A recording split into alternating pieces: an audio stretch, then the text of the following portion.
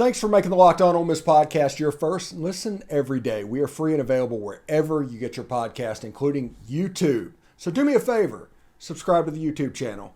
Hit the bell for notifications of new videos that go up, and of course, upvote the video itself. We would appreciate that very much. I am here with Matt Reichten. Did I get that correctly? Close enough. Close enough. And Ryan Token from the Golden Hurricast. They're going to talk a little bit about the Tulsa Golden Hurricane. Guys, I'm really excited to talk about this game a little bit. This is going to be a test for the secondary, which is actually a strength of Ole Miss's team. But I'm kind of looking forward to this because it's number one in the NCAA, over 400 yards a game. You guys are kind of clicking pretty good offensively. What do you say, Ron? Yeah, no, Steven, thanks first for having us on the show. Really excited to talk some ball for a little bit. And I hear you. It's been an up and down ride so far this season. Started off kind of on a rough note with the double OT loss to Wyoming, then bounced back a little bit the last couple of weeks and went off last week against Jacksonville State from the FCS. But yeah, Davis Brin, he's been feeling it. He's been feeling himself. You mentioned his number one stats there. He's number one in passing yards per game, passing yards, touchdown passes, and total offense for a player. So he's definitely cleaning up on his side. But no, I think it's going to be a big-time test, obviously, for Tulsa. Level of competition playing Ole Miss is going to be different than what we've played so far. So excited to see how this one goes. Yeah, Matt, you guys, Tulsa, I should say, went to Ohio State last year. They're not going to be intimidated coming to Vaught-Hemingway Stadium. Talk a little bit about, you guys had a pretty good team last year. Talk about what kind of happened to come into this season. Where are the losses? Yeah, so I think the big loss for Tulsa, and I think that's something that we've kind of experienced so far, is losing our defensive coordinator to TCU. And with that, like, our star defensive lineman, Jackson Player, ended up transferring to Baylor. And so along like that and just some attrition as far as graduation on the defensive backs, that's kind of where Tulsa's been struggling so far this year. But as far as, like, you brought Ohio State up last year, that was one of Davis Brin's best games of the season. And so this is kind of a team that, as much as we love that we can play with some of the big dogs, we also show that we will make sure that we give everybody a chance when we're playing, a game that we're favored. Yeah, you guys last year, you finished pretty well in the American last season, and famously towards the end of the season almost took Cincinnati in a position to where they lost their playoff spot. Talk about this reputation that Tulsa has developed of being a little bit of a giant killer. Yeah, no, I think it's true. Matt mentioned it when he was talking about the game last year against Ohio State and how that went and everything. And that's how it's been for a lot of Philip Montgomery's tenure here. This is his 8th year with the program, 9th year actually. I think I'm getting that year off by one, but that's how it's been for him. We very often play very well against the big time talent. The team, I think you'll hear most of them say, the coaching staff, the media around TU, that they play with a chip on their shoulder, like a blue collar mentality. Is what you'll hear most often, and that's the case. Unfortunately, we haven't been able to climb the bridge or climb the ladder, I guess is the correct saying there, on most of those games. Every now and then we'll get one, but very, very infrequently do we actually pull it off. But we usually do make it pretty close throughout the game. You mentioned that Cincinnati game, that one, man. I mean, we had first and goal from like the 2 to win that game, and we went for it all 4 times and couldn't get it done.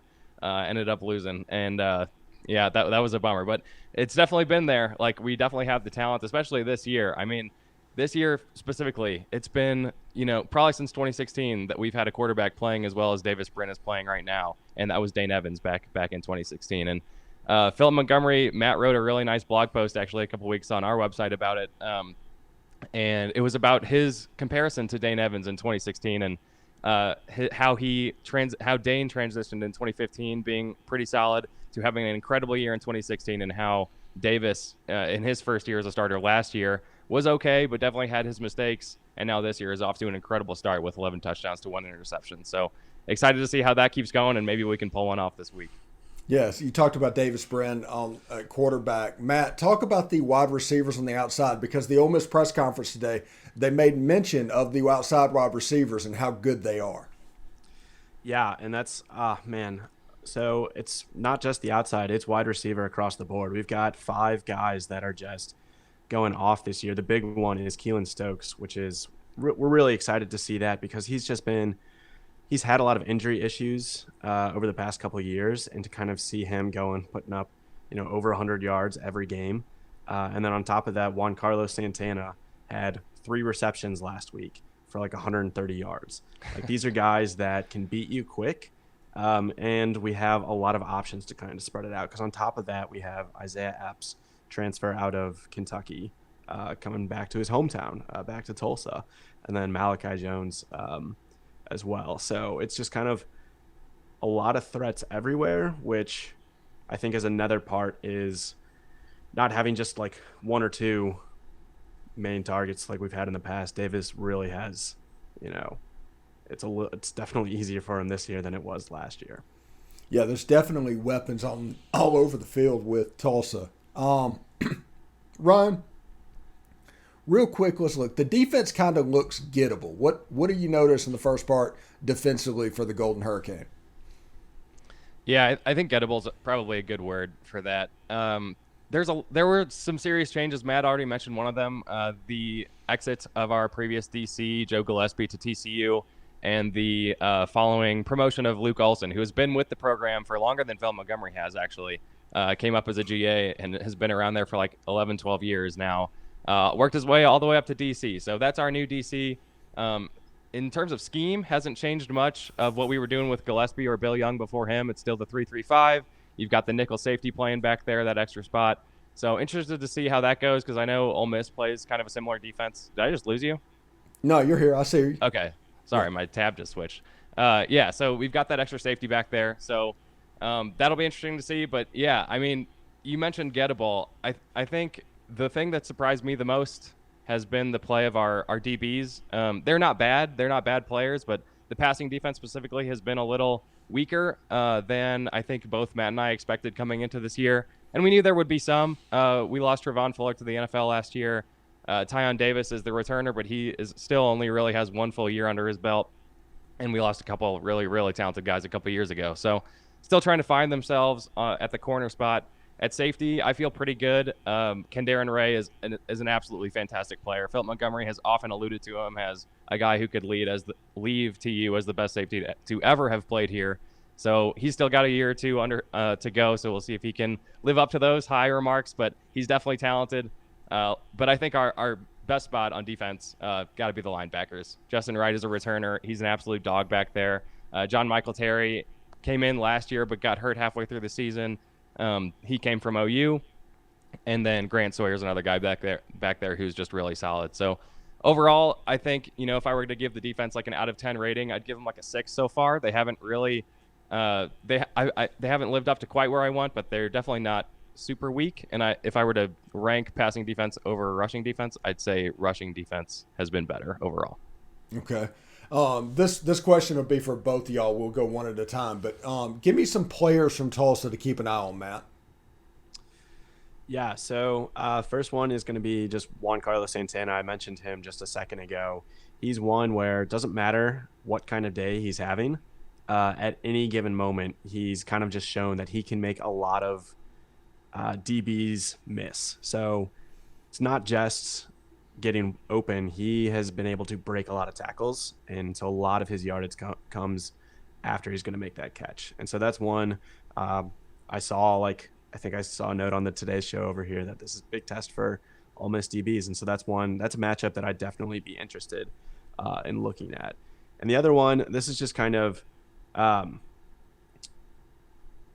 interesting because we haven't talked about it, but our running game is probably the weakest it has been since I've been watching, Tulsa in the last 12 years. And that's because the guys that we thought were starting weren't there, or I don't know, University Philip Montgomery's a little cagey. We don't really know what the deal is there.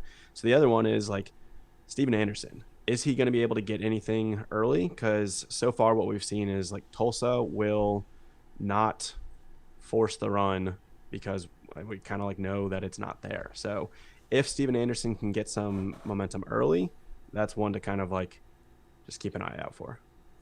Okay. Ron? Yeah, I'll give you some on the defensive side. first and foremost is one of my favorite players to talk about. He hasn't had big numbers quite yet this year, but LJ Wallace at the free safety spot, he is. I really like that player. He's a big physical guy, really gets at you. He talks some trash, which is one of my favorite things all the time.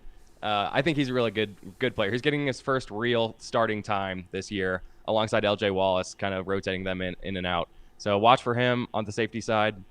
And then on the defensive line, another spot we haven't talked that much about yet, I'd say Anthony Goodlow, probably the biggest name to watch there.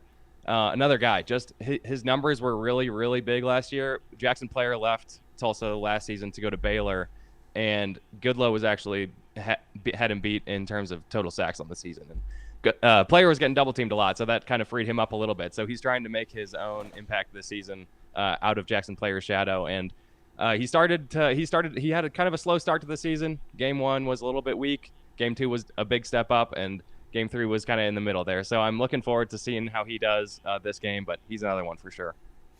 Yeah. How do you guys see this game going? What do y'all think is going to happen, Ryan? Yeah, it's hard to say. I mean, it's Ole Miss. You're on the road. It's tough. We've seen some good tests on the road for Tulsa, and we've seen some really, really tough ones. You look at Ohio State back in like 2016. It was like 48-3 or something was the final score, and those games can happen. So I don't think that's going to be the case this time, though. I really do. You know, I definitely have a little bit of a positive bias going right now, coming off of, you know, despite it being an FCS team, we were not favored to win by 45 or whatever the final score was of that game. So I was happy that one went as well as it did. Whether we can keep it close with Ole Miss or not, you know, always up in the air. I'm definitely leaning toward it will be a close game. I think this Tulsa offense has enough firepower to do some damage there. The question is on, I mean, I know Zach Evans for you guys is just tearing. I was looking at the Georgia Tech box score last week, and oh my God, it's terrifying, especially when our rushing defense is pretty good, but it's not, elite status. So we'll see how we can do there. I think Ole Miss gets the win, but I think Tulsa does keep it close probably. I mean, goddamn. But then you look at the Georgia Tech game again what was the final score? 52-0? Was that what the final was? It was 42-0, but they really just quit playing offense in the third quarter. Yeah. So man, I like to think that it's going to be close, and I think we're better than Georgia Tech, but that's a tough one to go into coming off of that game. So we'll see. Yeah. What about you, Matt? Yeah, I was looking at the line earlier today, and that I think the over/under is like in the low 60s, and that is the easiest take the over for me, because that is where I kind of feel like all of Tulsa's this season is, even if we're down, we're still like, the way our offense is set up is that we can score quick. And a couple games ago against Northern Illinois, there were a couple drives that were 4 plays or fewer. That we ended up scoring a touchdown or getting a field goal at least out of.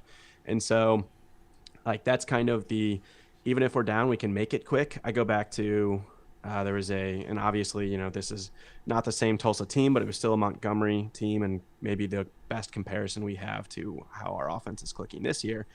A couple of years ago, 2015, 2016 against OU, with like a minute left going into this before halftime.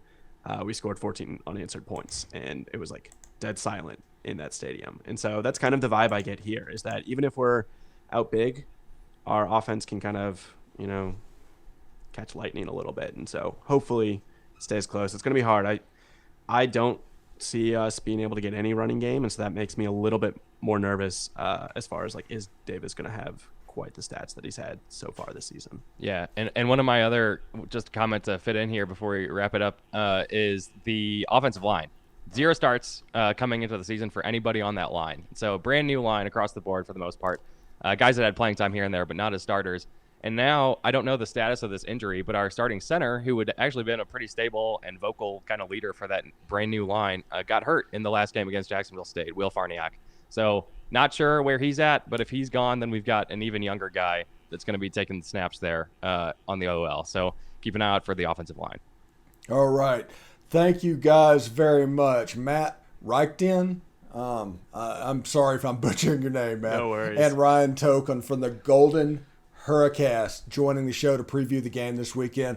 Should be a pretty good game. This is what we've said all off season. This is the best non-conference game that we will play, this will be a fine test before Kentucky. But thank you guys, and we will see you later. Oh, yeah. I'll be there in Oxford, so I'm looking forward to it. All right. Absolutely, man. Anyway, get more on the SEC by making Locked On SEC your second listen every day. Host Chris Gordy and his local experts of Locked On take you across the SEC in 30 minutes or less. Make Locked On SEC your second listen of the day.